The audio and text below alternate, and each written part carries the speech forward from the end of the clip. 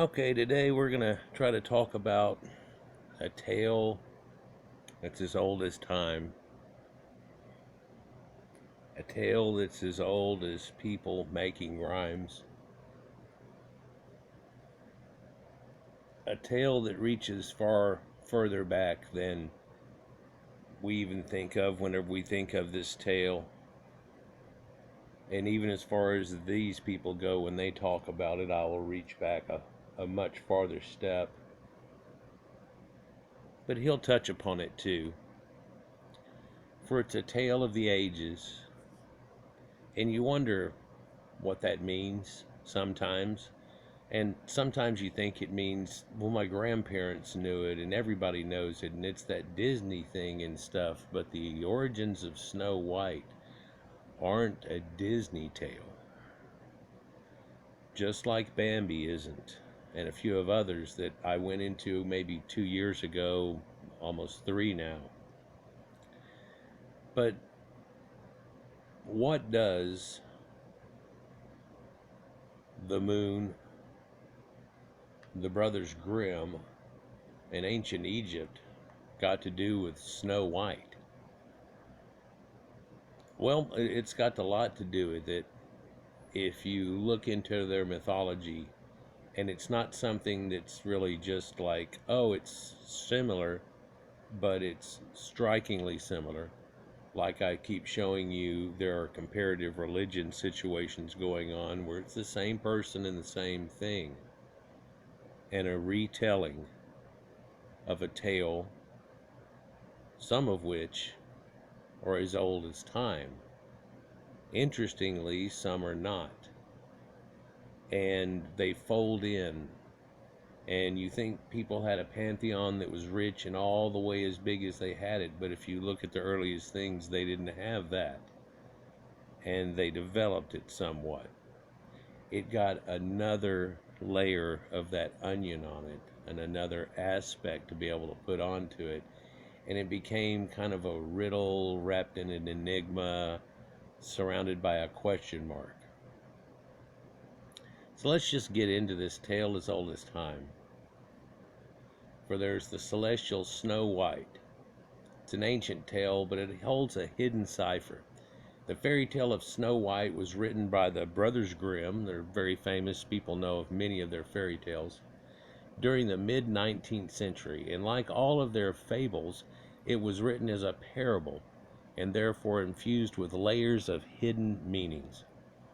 The Brothers Grimm were not simply storytellers, but they were academics, lexicographers, linguists who were deeply immersed in historical and cultural research.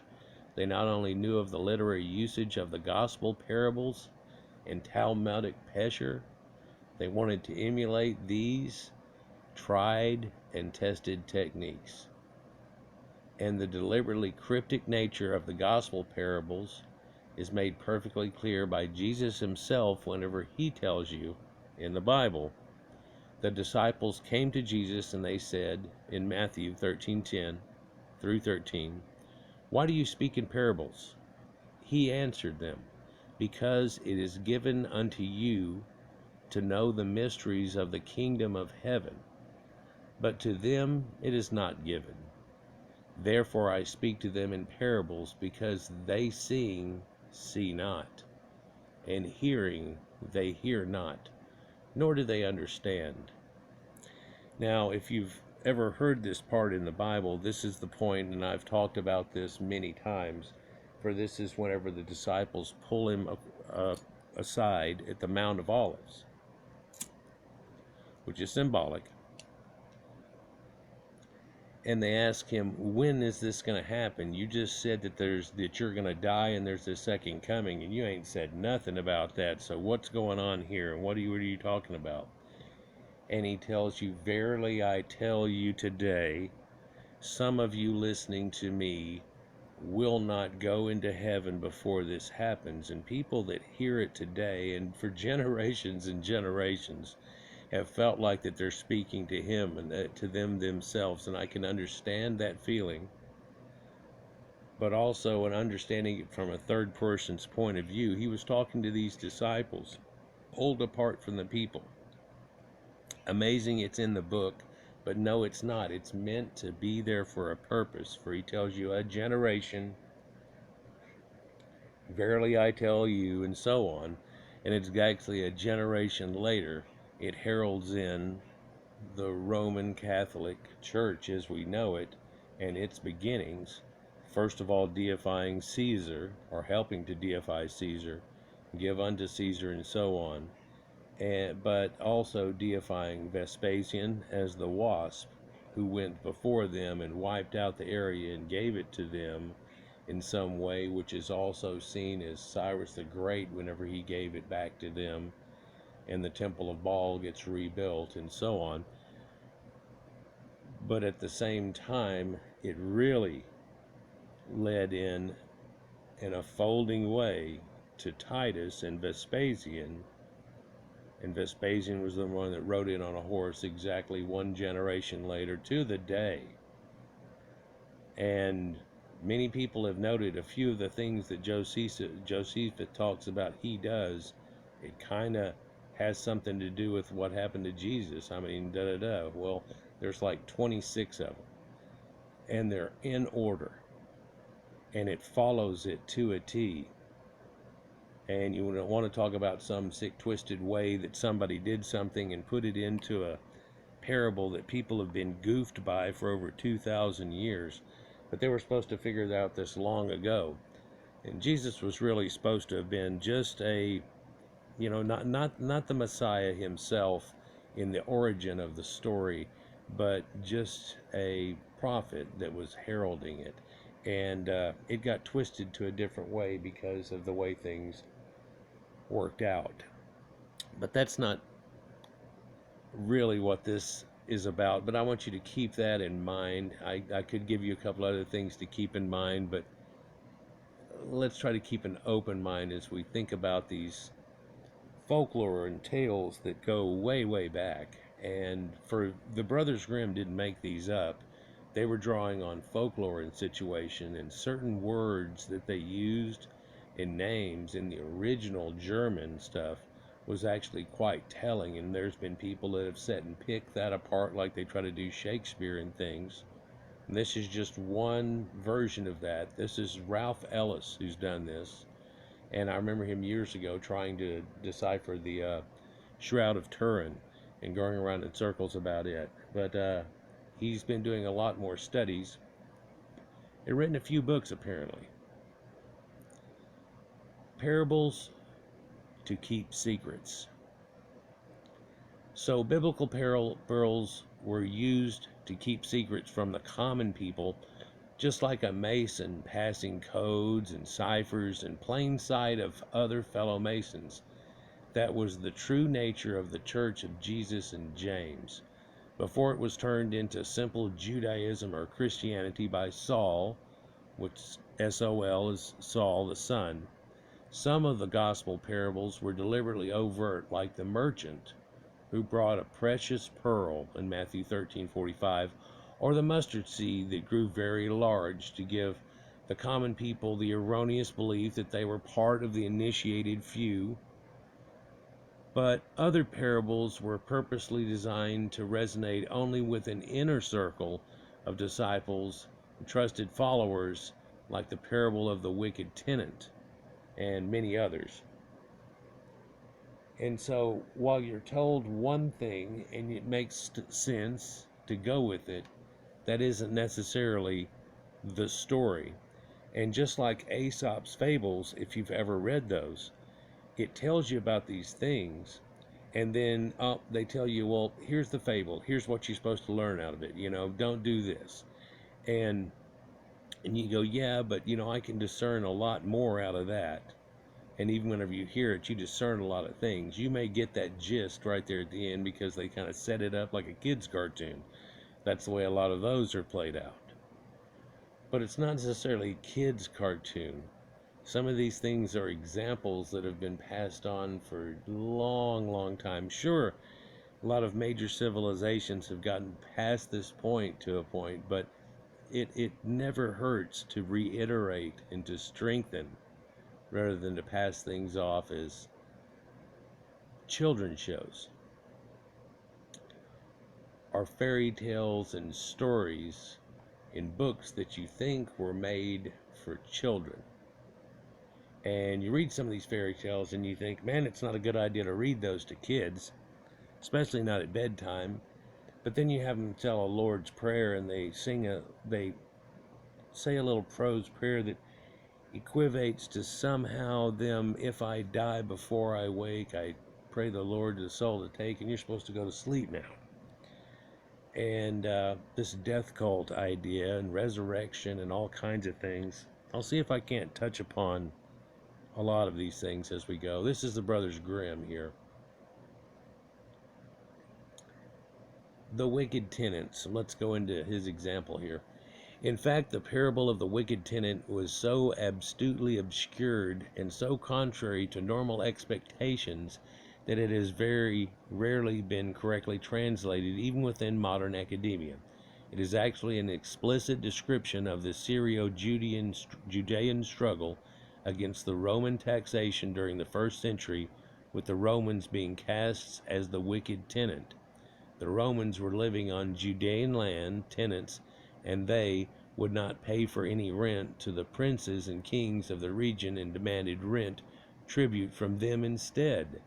From the Syro-Judean perspective, the Romans were indeed wicked tenants in refusing to pay their dues to landowning monarchs of the region, and this was a divisive grievance that eventually precipitated the Jewish revolt in 66, which started in the 6th month and the 6th day, and that makes a special number too. 7 years it went on and ended in 73 AD. Jesus died in 33 AD, exactly 40 years, and oh snap, hotting. But one that also highlights the royal status of the biblical Jesus, or the person was personified as the biblical Jesus. And so it's supposed to highlight this thing in the second coming. I mean, if Jesus is all that, he's just there to point out that there was the second coming thing. You know, it's all that in a bag of chips, right? You can see this. Exploring the true origins of Snow White and the Seven Dwarfs. Yeah, we're about to go into that. In part 2, we'll get deep into that. Let's see if I can make this all into part 1 and part 2 into its separate part for y'all. The celestial goddess Selene, the star of the night.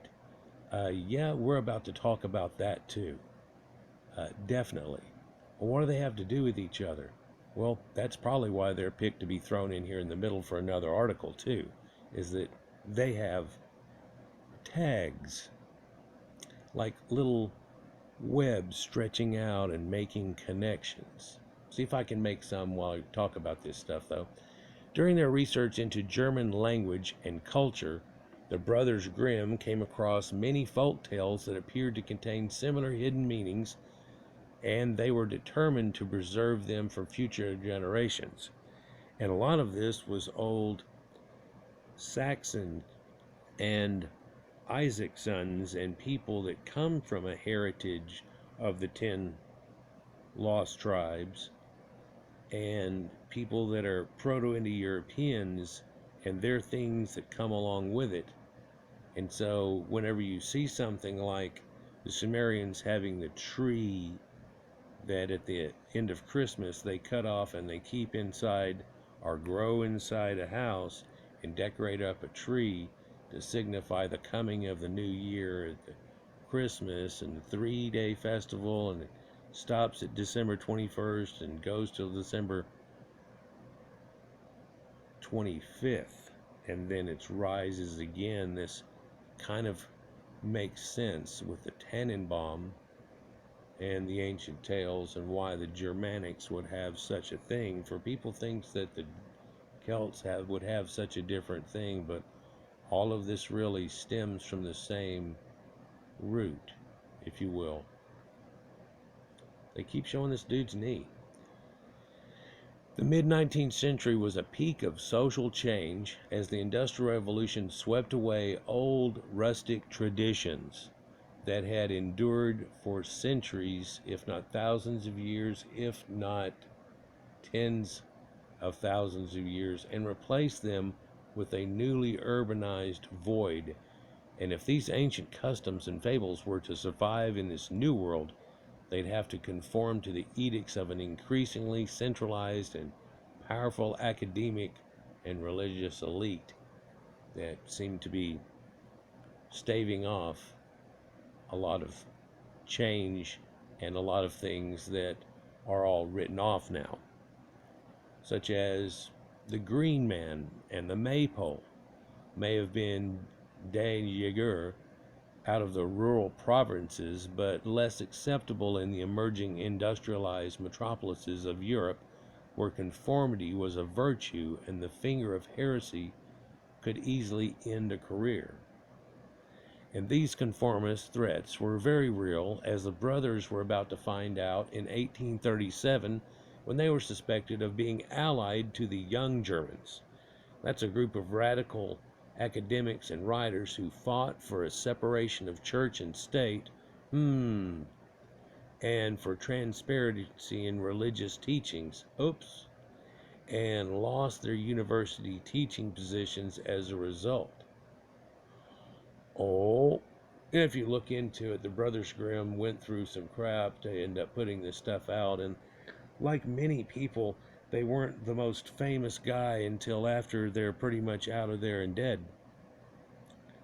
Yeah, there's a lot of people that were that way. Sometimes it's, Kurt Cobain, and he dies in some way and then becomes famous, but he was already famous before that. But then it's like a heyday situation, and that, of course, causes a difference too. That's what the biblical tale, that's why King Tut is partially so famous, is that he's the boy king that died early and all these things, and everybody, like Jesus, and right there in his prime, and and so on. So it goes together, but I'm going to digress if I try to speak any more on it. But separation of church and state that they wanted in the 1830s, wonder where he got that concept from. So the brothers were now in possession of many unorthodox Christian traditions, which included some decidedly heretical stories about New Testament events. The kind of heretical elements that have been explored in Ralph Ellis's The King of Jesus theory, and surprisingly, Snow White was one of the first or most heretical of all fables the brothers had come across.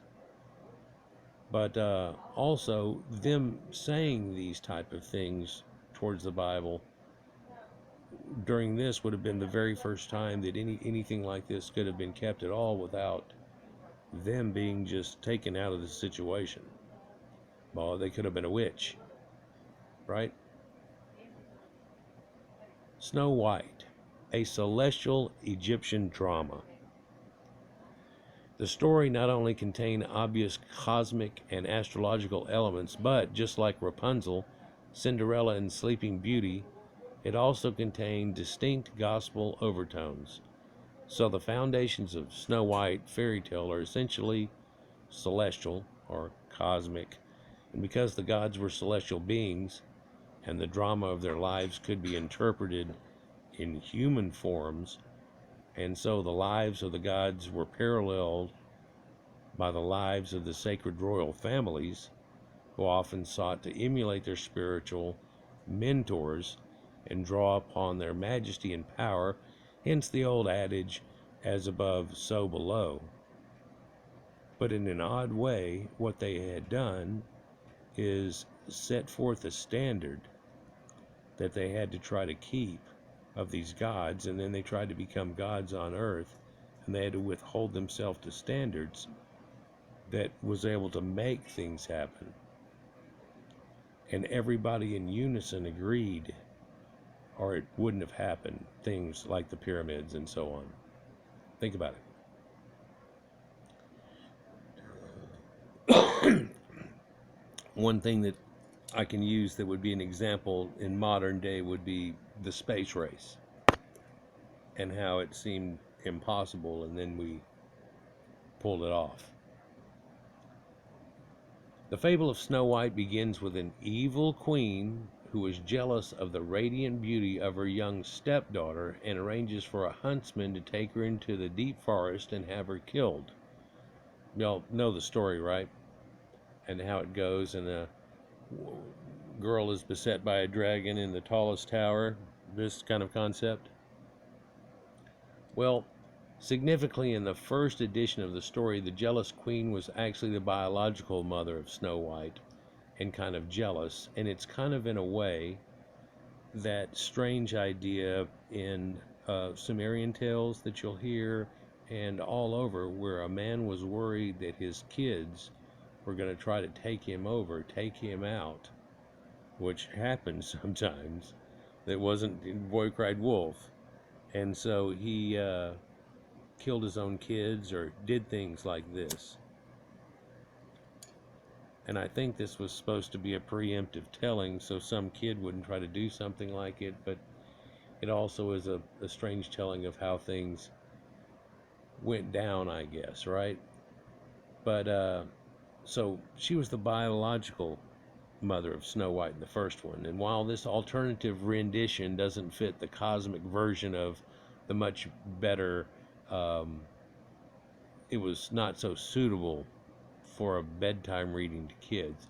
It was also not a story that mothers wanted to read to their young daughters, and so in later editions, the evil mother became an evil stepmother.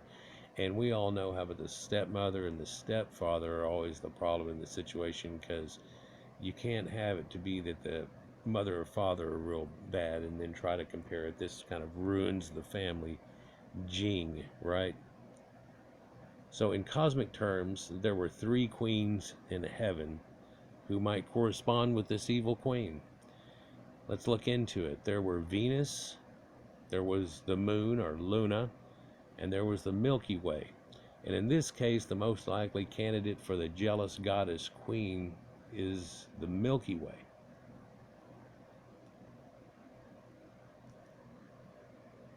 But it could be a mixing of two, and an ancient tale where the moon was jealous of the sun in a yin and yang situation, and it tried to block out the sun, right? And it did this thing, and then it gets killed, and if you look at the moon, it looks dead. And definitely the sun is alive. And in the Bible, it talks about them being lights, like lesser light and greater light. Like they didn't understand that it's just the reflection, it was just the shining, it was just holding something out at a distance and having a light shine on it. For the back of my hand's lit right now off the screen, but you can't see it. Like the moon.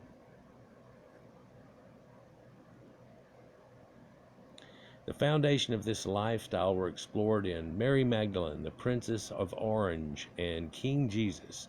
And in these two books, the Egyptian goddess Nut was finally identified as being the Milky Way. No, we know that she's been the Milky Way. But the faintly glistening outline of our own galaxy, yeah, that's the Milky Way, and the belt of stars and all that type of situation, the remnants of Tiamat and Bahamut, blah, blah, blah, blah. Take a look at how the goddess Nut arches her body across the night sky, and compare that with how the Milky Way is arched across the night sky. And if you look at the ends of the Milky Way, they do indeed appear to split into arms and legs somewhat. And they do, yeah. Quite clearly, the Egyptian goddess Nut was a geographic representation of the Milky Way. Well, and the reason it looks kind of like legs over here that are like this splitting is because there's multiple arms swirling going around. And so whenever you see it, and it looks like that arc, and there's little vents, not so in the middle, and it's more bright in the middle, but over here too, there's arms type things where it looks like it splits out. But that's one vent like a plane, and that's another vent like a plane. Arms, if you will. But since we're stuck on an arm, looking back through that arm at all this crap, it looks quite odd. But we're sitting out on one of those swirls, on a point of a star, if you will, but it's spinning. Baha, kind of swastika-ish. Ding. Quite clearly, the Egyptian goddess Nut was a graphic representation of the Milky Way, which is why the sun was said to have been swallowed and then reborn by Nut. Now, there's multiple stories, and I've talked about recently how it gets tried to swallowed by Apep, the snake, and that Seth is riding in the boat, and he, like Typhon, he kills the serpent, and so on, and so that makes it happen too. So there are multiple things that happen, but this is over thousands of years of Egypt developing their pantheon situation. But Nut, and it's a story that traces the course of the sun during the year against the background of the Milky Way, and in a similar fashion, in Greek mythology, Aphrodite, Venus, was said to have been born from the foam of the sea, which is another reference to the foaming, silvery filaments of the Milky Way. Let's look at this representation right here. For this is Geb, the earth, and this is Nut, stretched out all over her, and she's covered with stars. This is the Milky Way. People have known that for years. There's this guy hovering here. He's with the sun, and they say she swallows the sun, and it comes back out. She's pregnant with the sun. It comes back out. That is the Virgo, and that is the sun through Virgo. Their years and seasons work differently. He's on this plate. We recently found out that this plate has to do with metal from heaven, i.e. iron, and what they called it, and therefore he's floating in heaven, got the jet pillar of life and Ankh. He's got it going on, but you can also notice that going over it, through the Milky Way, riding on the Milky Way, like a river of milk in some Willy Wonka tale, through the celestial sky, and they're riding it up here, and they're saying that they made it already. That's the way the Egyptians did a lot of this stuff. They go, and you did it, and you made it, and and they write it on there so it makes it to where it happens. Like the Book of Life has cheat codes in it. But so let's go down farther here. So the goddess Nut arches her body across the night sky with her partner Geb, the earth, prostrate below her. Note the solar bark or arc of Ra Horus sailing across the body of Nut, because the cosmos was seen to be a celestial sea. Now you can get that idea, but also the reason we call it the Milky Way is because the milk of rebirth, and whenever you're a child you drink milk, right? It has everything it has to do with it. It just starts to get enveloped in all kinds of ideas. But you can see how it kind of looks milky a little bit with a black band in it. But you can also see how over here it kind of splits into chink chink. It almost looks like the head's here instead of here, across her body and then coming down, but it also forks a little bit here. But they're saying, well, that we're looking through the center of it, which is right over in this range. So you're seeing forks off of it there, and then over here you're seeing forks off of it, right? And it looks like there's a couple of shooting stars that happen, and that might have happened in the shot, although this could have been just a time lapse with a plane going over or something like that.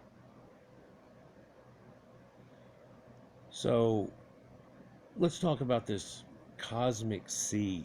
The abyss. This is as above, so below. So you talk about this abyss in the ancient Sumerians and things, and on the edge of the world, and it goes into the abyss, and you fall off the edge of the world, and you go into this thing, and where are you going to be, floating in space? Well, that's the idea.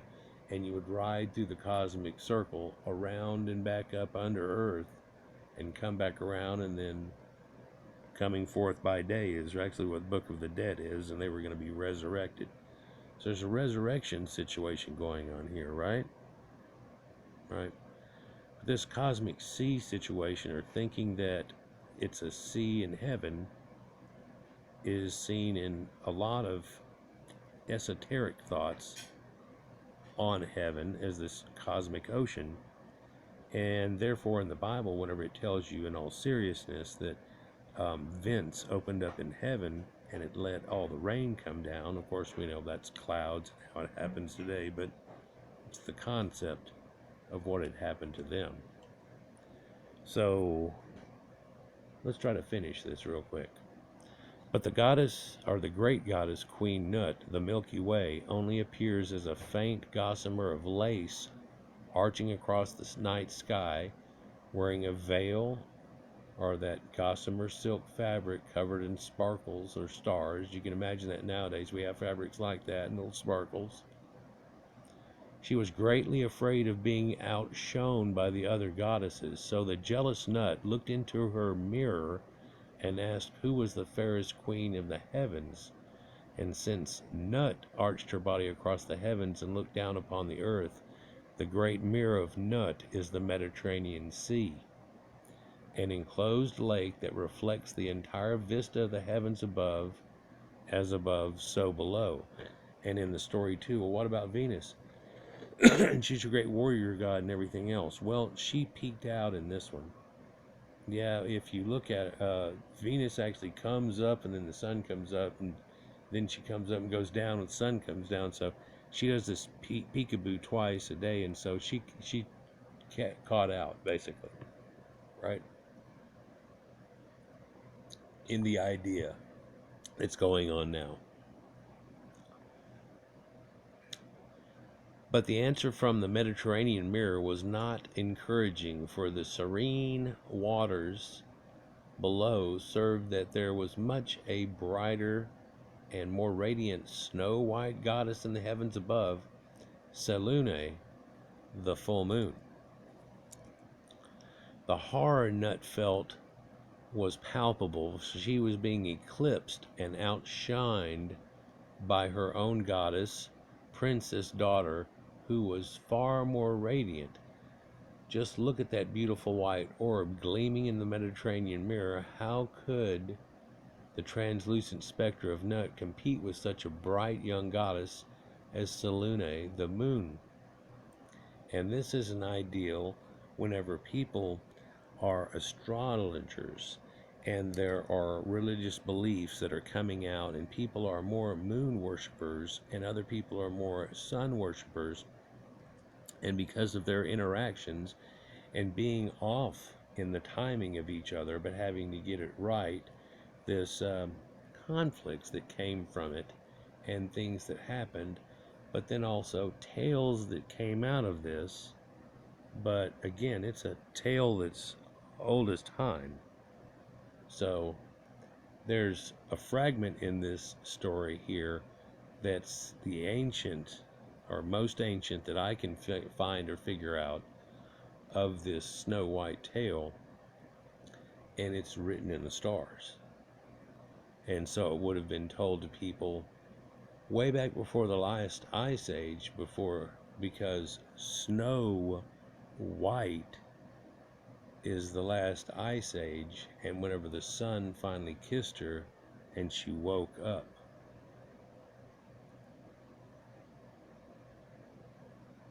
So how far does it go back before that? Does it go back before the tale and them knowing that it wasn't frozen over before, but Snow White had come and put a frost, Jack Frost meets Snow White? Well, that's not the tale at all. Yes, it is. I know it's not. And, singing at a well and, with the birds and all this type of thing, yeah, that's a spring concept. All of that is just shown right in your face. But sometimes there's large cycles and sometimes there's small cycles. Sometimes there's cycles that deal in ages, like zodiacal ages. And we're about to get into that too more. While Snow White, Selene, may have been the daughter of Nut, jealously got the better of the old queen, and so she asked the huntsman of the heavens to take Selene into the great forest and dispose of her. People have related this to Cleopatra and her children, and how the other Cleopatra that was supposed to have been getting along with her, God, what's her name, Arsinoe, and how she was chased off in the other land and killed and everything, and that was something to go on with that. And it's like, no, this whole huntsman take the kid into the woods situation is something that goes way, way back, to take and leave a kid in the wilderness. Think about that. Now, if she wasn't found by the seven dwarfs, what would happen to her and stuff? And it's tales of like a kid that got lost somehow and you never found him. Did he get got by wolves? What happened to him? And they'd come up with stories like the Will o' the Wisp and things like this. But how long had this been going on? How long had people been able to interact with each other? That story had been happening for all that time too. And some mother that in her grief makes up a fairy tale about what happened to her children, or what happened to her younger daughter as she tells it to her older daughter. There's a myriad of different tales that are about things that are similar to this, that are told for the same reasons.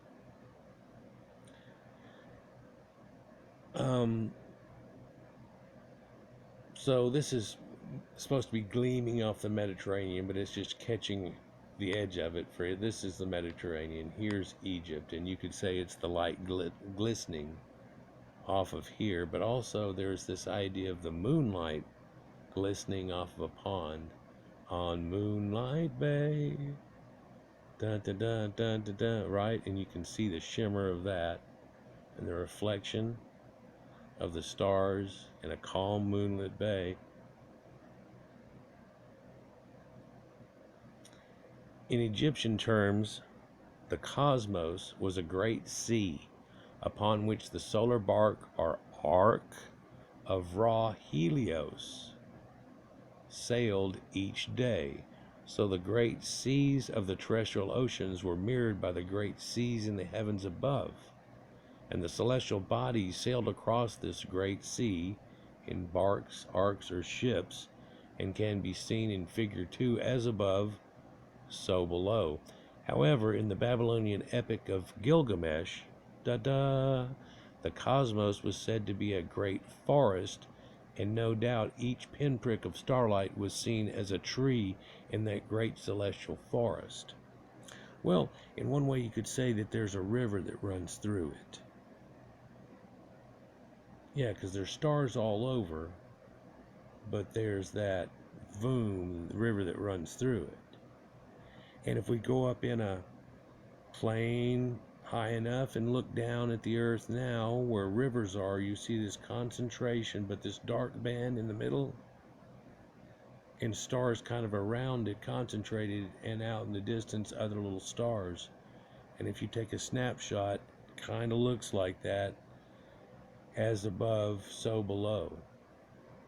But also in these ancient tales they used to do, they would get people and put them in a triangle with a set of lights. Later it became candles, and do this thing for Dumuzi in a sacred grove of trees with presents and the whole 9 yards, like Saturnalia. And whenever I was a kid and I first learned about this crap, I was watching the old Coca-Cola commercials. I'd like to teach the world, and they would show them all sitting out there real close up at first, singing with, candles, different people and stuff. And as they zoomed out, you realized they made a whole Christmas tree, and it'd say Coca-Cola. And I'd be like, God damn,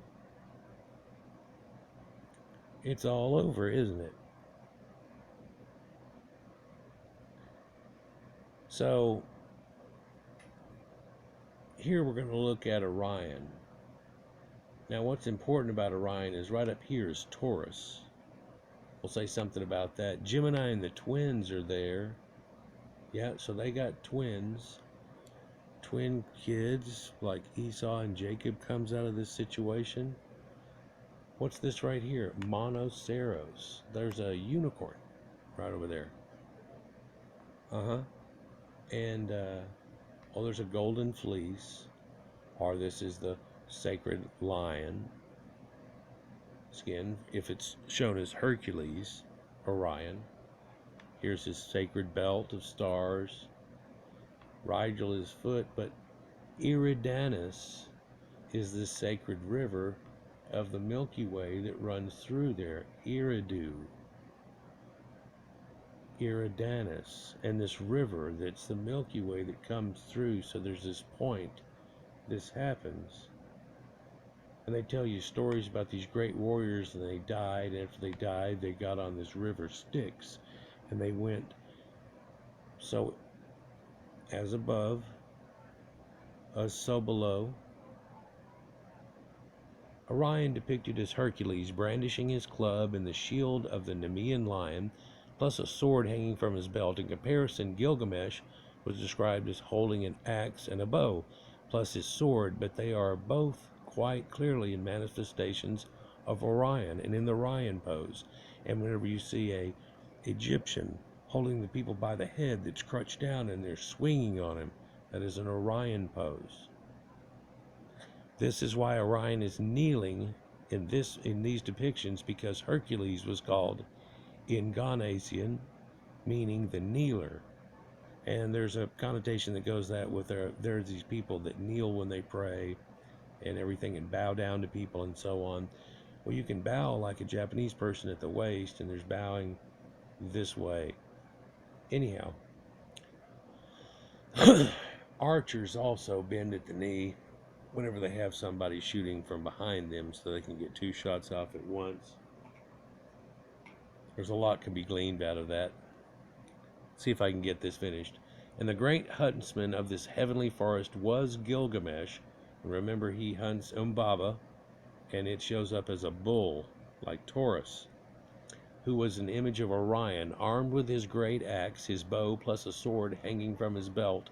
The Greeks devised a very similar iconography, but they depicted Orion as a mighty Hercules, armed with his great club and the shield of the Nemean lion as the shield, plus a sword hanging from his belt. And it was Orion, Gilgamesh, Hercules who maintained order in the cosmos. So the Gilgamesh epic, it was Gilgamesh, or Orion, who oversaw the transition from the great year of Taurus to the great year of Aries by killing the bull of heaven.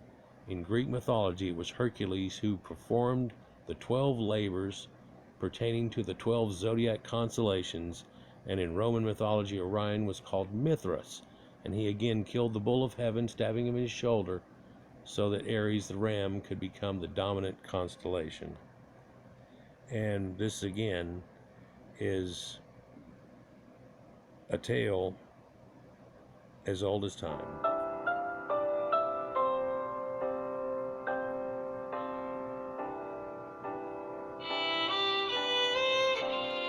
Part 2 in your top left-hand corner coming up. And we'll go on to Snow White, the goddess of the moon.